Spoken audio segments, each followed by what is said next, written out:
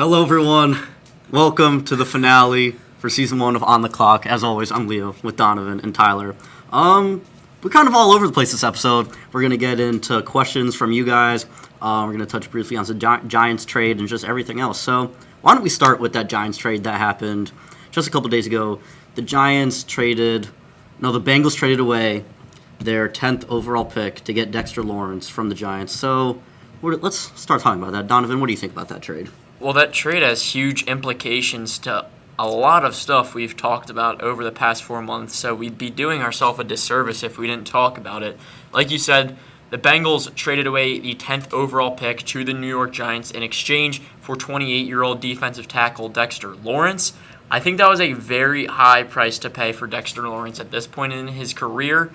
He had a little bit of a down year last year, but if that's what it's going to do to get the job done, that's what it's going to get to do. We've seen trade rumors fly with A.J. Brown, and I've talked about this before. I talked about Duquesne Student Radio last night, and that's the asking price for A.J. Brown is a first and a second round pick who's a 28-year-old receiver coming off one of his lesser statistical seasons. But if we're seeing Dexter Lawrence get moved for a 10th overall pick, I don't think a first and a second next year's draft is out of the picture.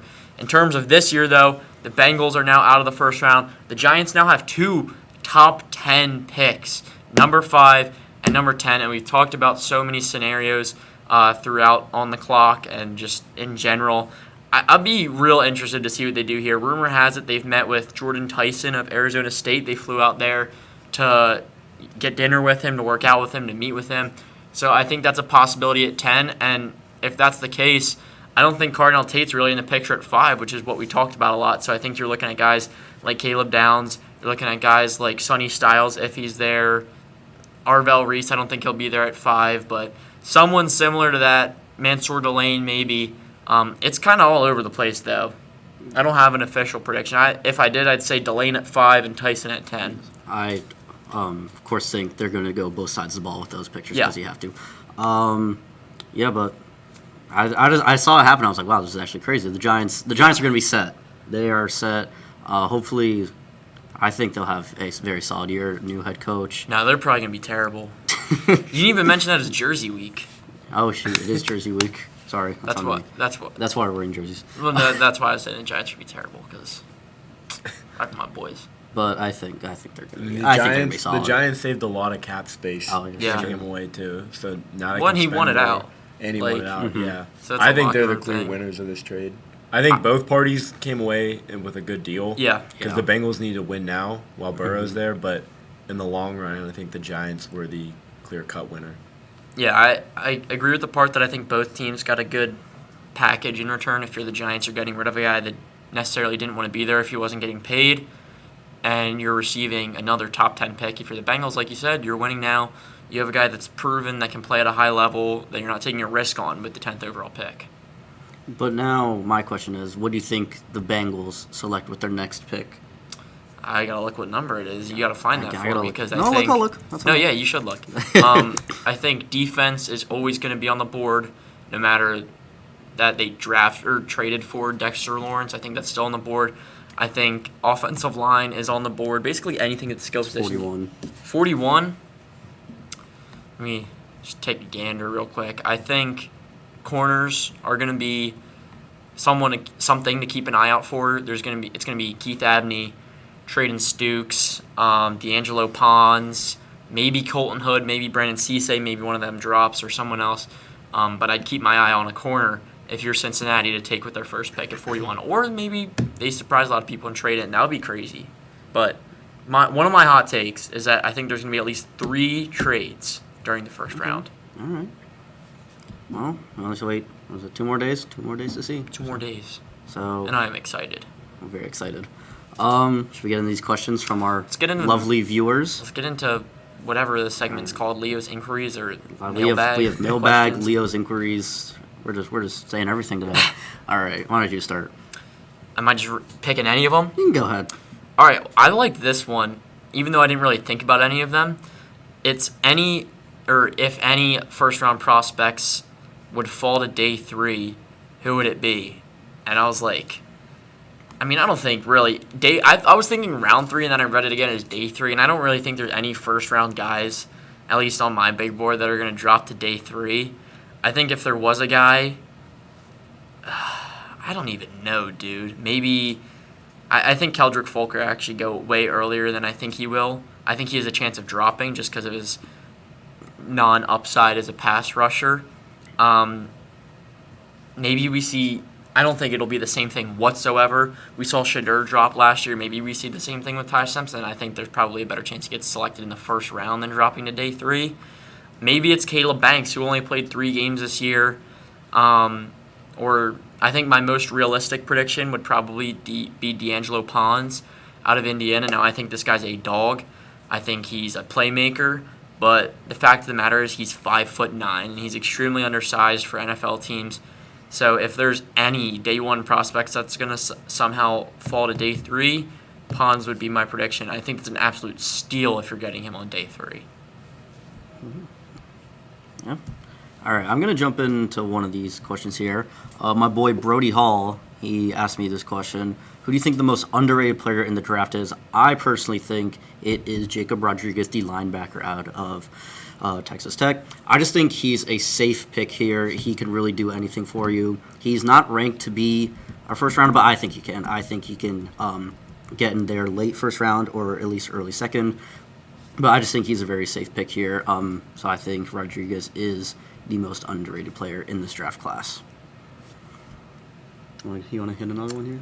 Another underrated guy, yeah, absolutely, I will. Well, we talked about our underdogs last episode, so I won't talk about Markel Bell.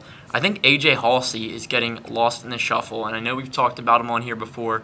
Super physical, super aggressive safety, big in the run game. I think he's sort of getting lost in the shuffle here and could potentially drop. But he is my number 4 safety, I think, which my rankings are getting finalized as we speak. But he's my number 4 safety. I think he's going to be probably a day 1 guy, or not pick, but a day 1 impact guy for whatever team selects him. And maybe it's the Eagles. We'll see. For the best non-power 4 prospect, I feel like it has to be Emmanuel McNeil Warren, safety out of Toledo. He's big. He's an explosive safety. Creates turnovers, and I think he could be a top 20 pick. I mean, we've seen him mocked around that area, so I think the general consensus and the overwhelming response would be Emmanuel McNeil Warren. Yes. Shout out my boy Evan for that question.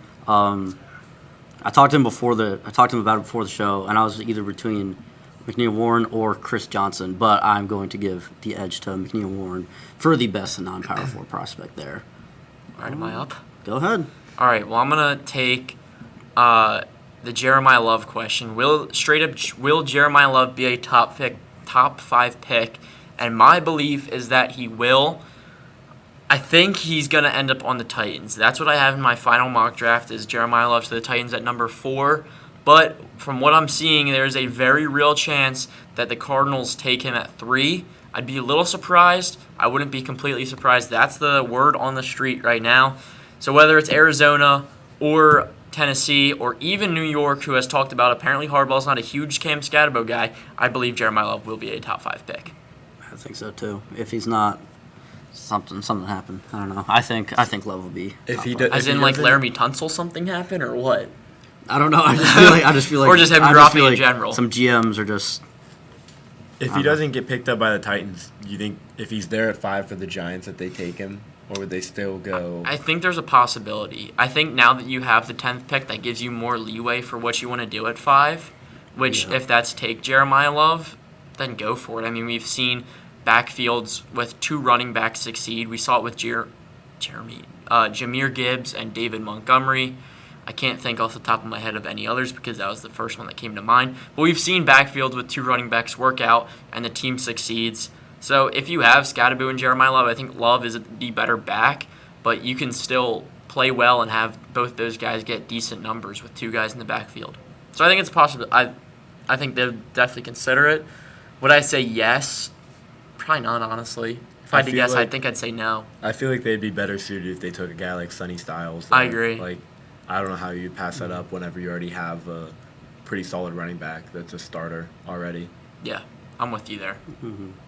All right. Let's hop into another one here. This one's from my friend Will here. Who do you think will trade up, and how much do you believe they're willing to give up? For this one, I was thinking about it earlier. I'm gonna go with the Jets for this one. They already have 2 picks. I think they're gonna. I think they want to get higher. I think they will get higher. All right. I think they'll. Go ahead and defend it before I cut you off again. They have number 2 and 16. I think if they really wanted to, they will trade the 16th and maybe Garrett Wilson or Breece Hall with that pick to someone maybe in the top 10 or just above them a little bit to secure a guy they'd like, either offensive weapon to replace whoever they're giving up or just someone else better on defense. I can see it, and I'm going to keep referencing this just because it's my prediction. In my final mock, I have them going with Arvell Reese at 2, and I actually have them staying at 16 and selecting Ty Simpson out of Alabama. I think it'd be a very Jets move to go and take a quarterback that I think needs significant development and not do that and throw him out there by week 4 and him turn out to not very good.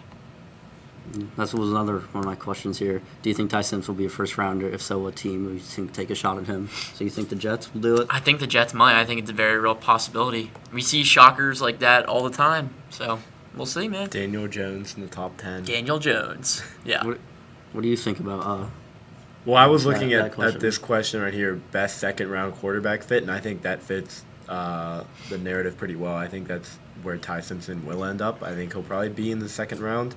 I mean, it's pretty obvious he's the second-best quarterback. There's a pretty big gap between Mendoza and the next guy, which is Simpson. But that's where I see him going, is in the second round.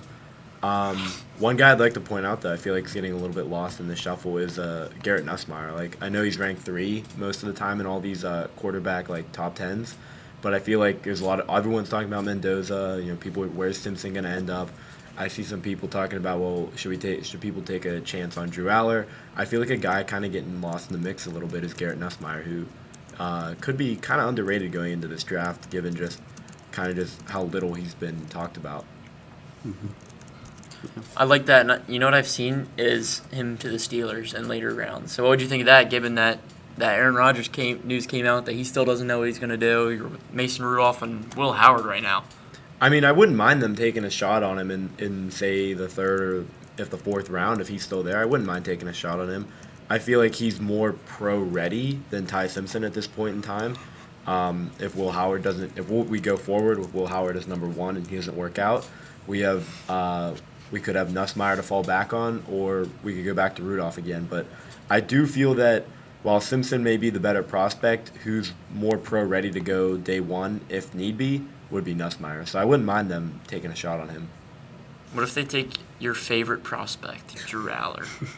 I wouldn't like that either. I feel like he's too much of a project at this point in time. Dude, what? He's literally the GOAT. No, I do agree with that, though.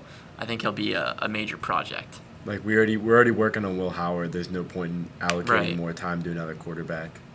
All right. I'm going to find another question. Well, we only really have a few more. Who has this one? The last one. I'll take that. Who do you think the Commanders will take? As of right now, in my final mock draft, whatever, for me, I have Sonny Styles out of Ohio State, if he's there, obviously. In my mock, I had him doing that. But they had a very productive offseason. Obviously, the 2025 campaign wasn't what you were hoping after an NFC Championship appearance in 2024. Sorry, I almost got my numbers mixed up. But nonetheless, you still have a very talented young quarterback in Jane Daniels, who's on a rookie deal. You have Terry McLaurin, who is still playing at a high level last year. And you brought in a lot of playmakers. You brought in Chaka Okonkwo, the tight end from Tennessee. You brought in Odafe Owe and Kayvon Chaisson to help your defense, and Leo Chanel at linebacker. Now, I have them taking a linebacker in Sonny Styles, and I think the reason I have that is because of Styles' versatility, his explosiveness. I think he brings a sense of youth to this defense that's a little bit older, that can help them for years to come and be that anchor on defense that maybe Bobby Wagner was for the few years or before that. Oh my gosh, I can't even think of who it was, but you get the point. I feel like the Commanders pick is going to go based on the 2 teams in front of them. It's going to be a 3, my opinion. It's going to be the Giants, Browns, and Commanders are all going to take Ohio State players. I can definitely see it, which is insane. I think the Commanders are just going to be whoever they get is going to be the last one that didn't get picked out of the 3. Yeah, and I also see with that happening, Obviously, Arvell Reese will be going top 2 or top 3. There's going to be 4 Ohio State players taken in the top 10. Yeah, that's actually ridiculous. And that's only happened one other time, I believe, with Michigan State players in the 70s, I think. Wow. That's crazy to think about. I have Caleb Downs. As much as I don't want it to happen, I have him falling to the Chiefs at 9, which for them would be an absolutely crazy addition after losing 3 corners. They lost McDuffie, Joshua Williams, and Jalen Watson. So to get a guy like Caleb Downs, who's primarily a safety, but he can play in the slot, he can be that downhill run defender. I think getting that versatility out of someone is incredibly important as you try to replicate that success that you just had with your dynasty. Obviously, Mahomes is going to be out this year, so maybe you can take a guy that might take a year to work on because you're not going to be winning this year. But, I mean, Caleb Downs there, I would be scared as an Eagles fan. I'd be scared as any team in the AFC West and the AFC in general. So It's petrifying. It was Michigan State in 1967, the Wow. only other time that there was 4 players in the top 10 from the same program. I think I we're think going to there was see a lot that. of Michigan guys last year, but that was just like in the first round or something. So I think we're definitely going to Top see 10. that again. Yeah, I think so. And it's crazy to think that they didn't even win their conference or the national championship, and they have this talented Or roster. did they win a playoff game? Yeah, no, I don't even remember. They The played. season No, was too I don't long. think they I did. don't think they did because I They think played they in played. the Cotton Bowl and lost to Miami. Yeah. Yes. Yep. No, you're right. Yep. The other team that is similar to that but didn't even make the playoffs is Clemson. And I've seen like Avion Terrell, first round grade on him. Blake Miller, first round grade on him. There's someone else. Maybe there isn't in the first round, but tons of guys come. Oh, Peter Woods. So 3 guys that I have a first round grade on that didn't even make the playoffs. So I think it's so interesting to see something like that. And I don't know if that's a coaching problem or just a lot of good players and a lot of bad players at the same time, but it's just something that was running through my mind, and we don't have too much of a structure on this episode, so I thought I'd throw that out there. One question that's like really a good one. What is Zachariah Branch's ceiling, especially now after his recent arrest? I mean, we saw him. He was mocked up like anywhere in the second round, and now with his arrest, how much is that going to hurt him? He could be a guy that could potentially fall out of day 2 because of what has recently happened so close to the draft. I mean, I said his ceiling without those problems would be early second round, but now that he's had that arrest, how's that really going to affect him? Where are we going to see him fall to, if he falls at all? I was going to say, I'm not entirely sure he will fall. He got arrested for standing somewhere that he wasn't supposed to be standing or something. Like, It wasn't anything. It was a misdemeanor. It wasn't. yeah, it was wasn't anything really crazy. weird. I need to find the exact thing, but he was basically, from what I'm sure, he was standing a few feet away from where he was supposed to be standing or legally allowed, and then just got arrested. It was really weird, but hey, I mean, these Georgia players, man, they love getting arrested right before the draft, so At least he wasn't speeding. yeah, I guess that's probably good. That's a common Athens thread Clark with County Georgia. PD versus UGA continues to be the greatest rivalry in all of football. Yep. Love that.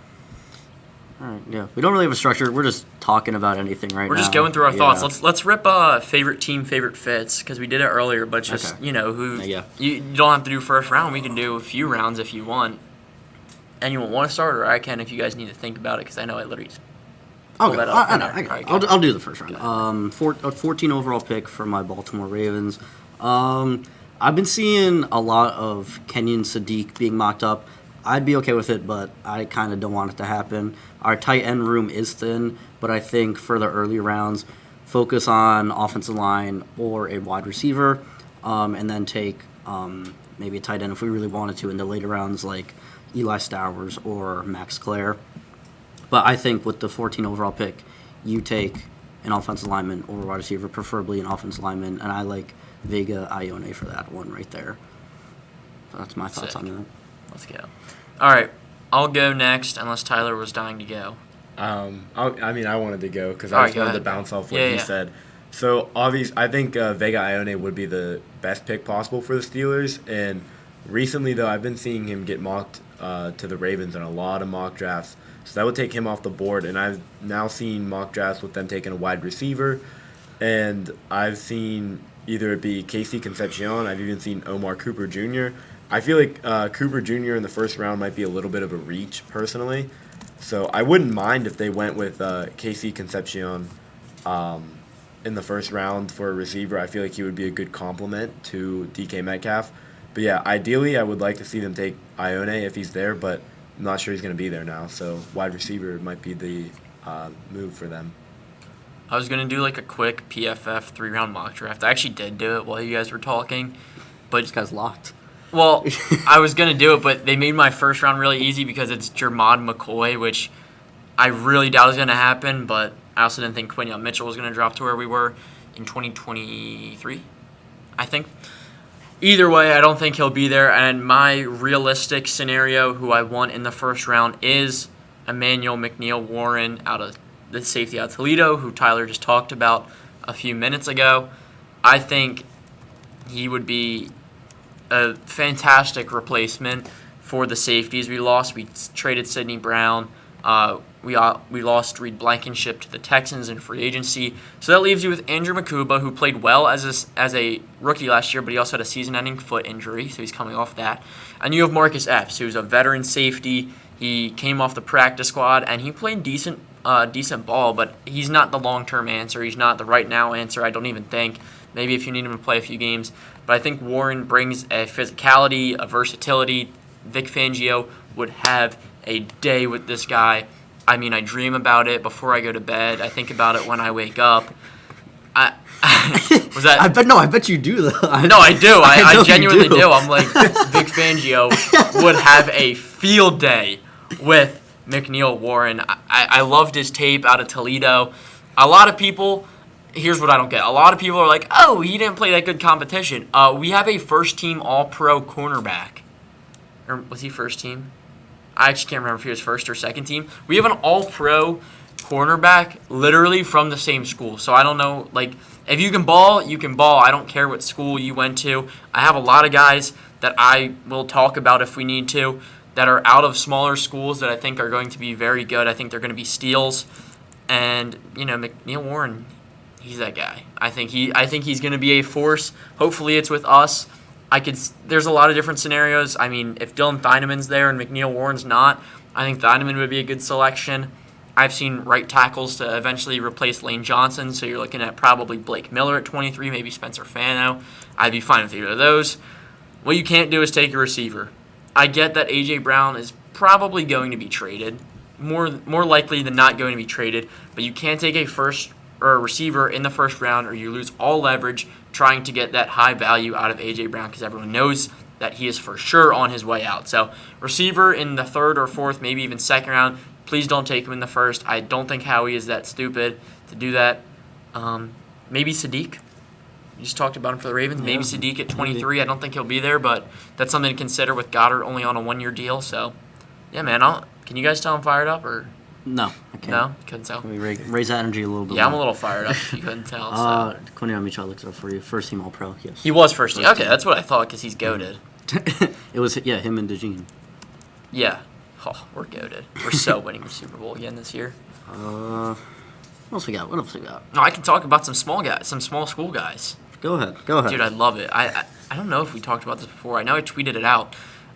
One guy who I'm so impressed with that I talked about on my defensive tackles top 10 is Caleb Proctor out of southeastern Louisiana. Dude was an absolute force there. I think he had 14. No, it had to be 9. For some reason in my head it was either 14 or 9 sacks, and I wasn't planning on doing this, so I didn't bring up the numbers. But either way, as a defensive tackle, that is insanely impressive. At whatever level you're at, Jordan Davis had a 4.5 sack season, and we were talking about it like, oh my gosh, he just had an insane season, which he did. He was very good. But someone needs to bring the numbers up. I mean, I'm stranded here. Either way, I think he's going to be a day 3 pick. I think he's going to prove a lot of people wrong. And the same goes for Charles Demings out of Stephen F. Austin.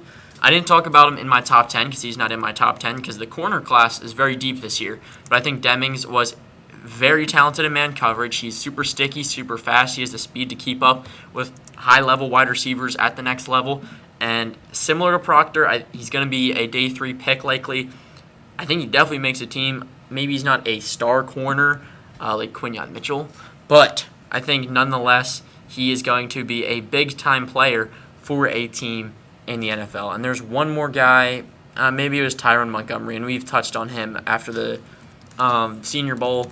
Probably, again, going to be a day 3 pick, a receiver out of John Carroll, who had insane numbers, really hasn't been playing football that long, but just incredibly athletic.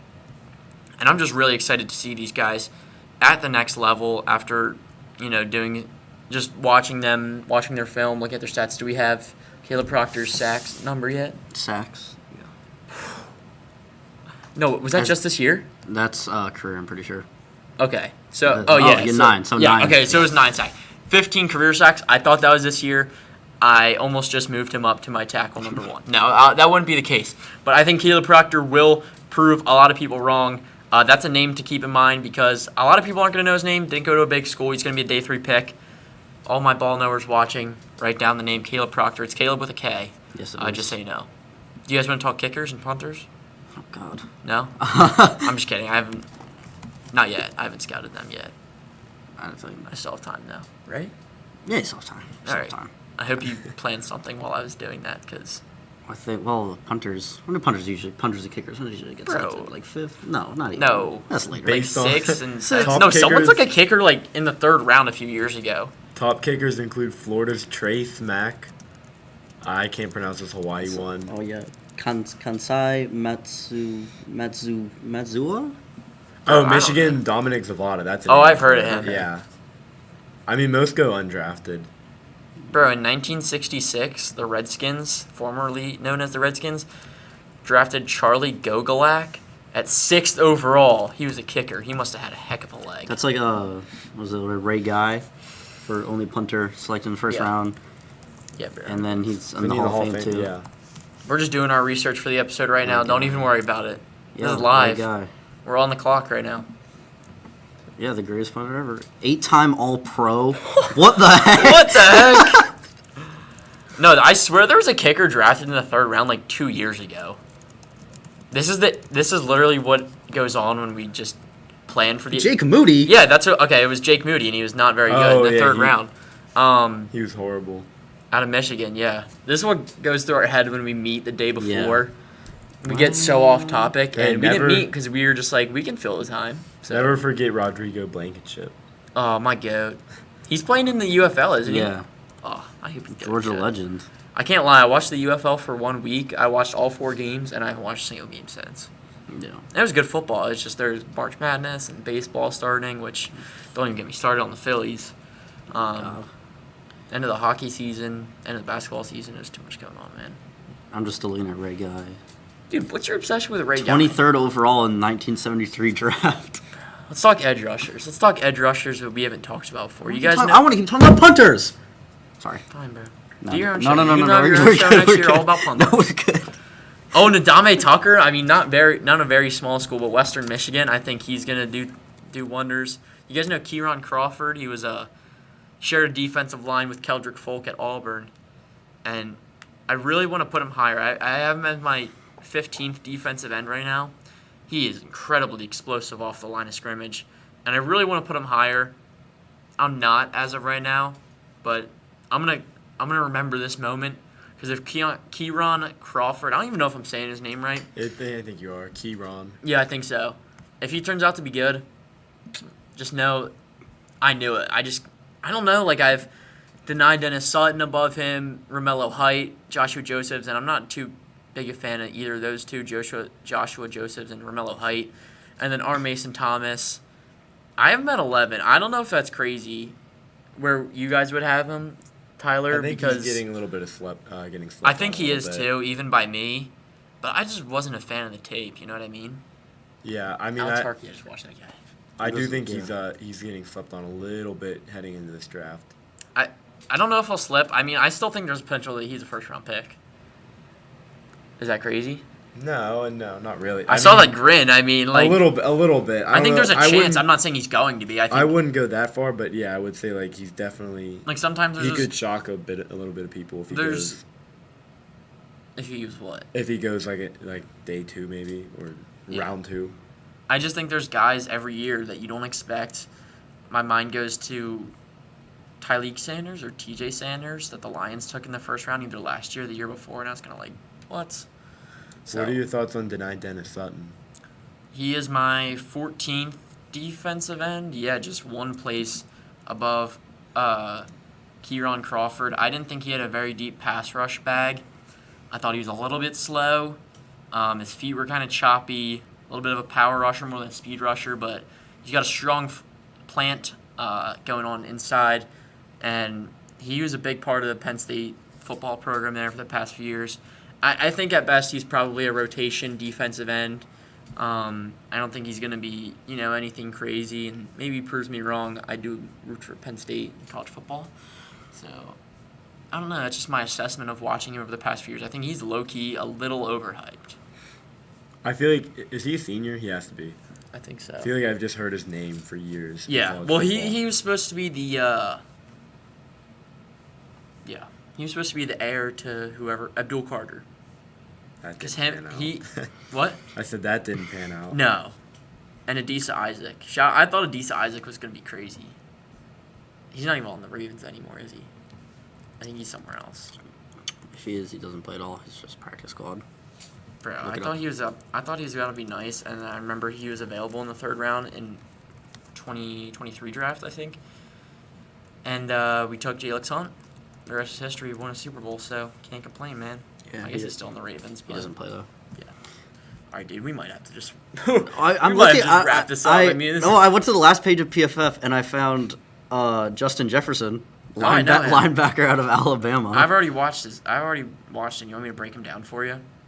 Sure, I didn't go think he ahead. was too bad. He brought a strong impact in coverage. He was fourth in the country in forced incompletions. His long speed really impressed me, which gave him an added bonus as a run defender and both in coverage as well. He has strong play recognition. I didn't think he was, all that great overall. At the end of the day, he's my 17th ranked off-ball linebacker, but I'm a little higher on him, I guess. Played some big-time ball in the SEC there at Alabama. All right.